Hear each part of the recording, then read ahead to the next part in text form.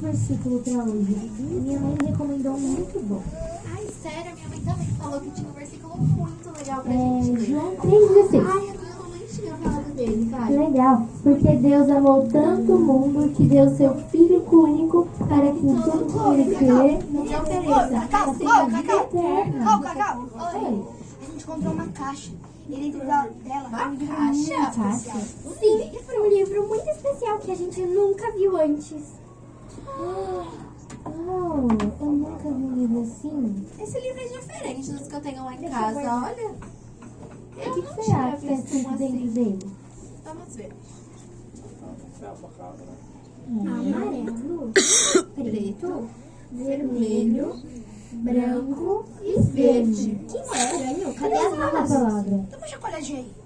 Não cai nenhuma instrução de como ler ele, o que ele é. Como Mas que você ele... lê um livro sem palavras? Ah, não sei.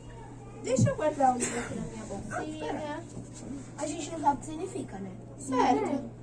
Mas eu acho que eu sei quem sabe. Quem? A Dona Coruja. Ai, a Dona Coruja é tão saber. sábia. Então, mas agora vamos. Não, não dá pra gente falar com a Dona Coruja. Cacau? Porque lembra que a sobrinha da Dona Coruja acabou de nascer?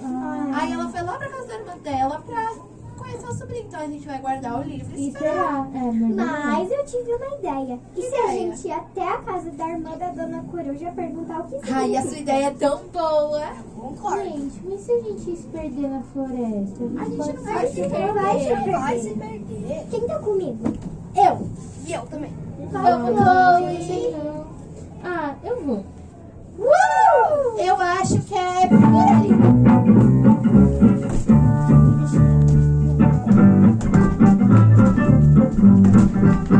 Agora as pernas.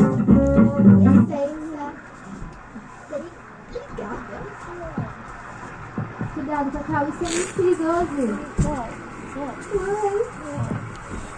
Vamos lá, Vinci. Cacau, tem uma coisa no seu olho.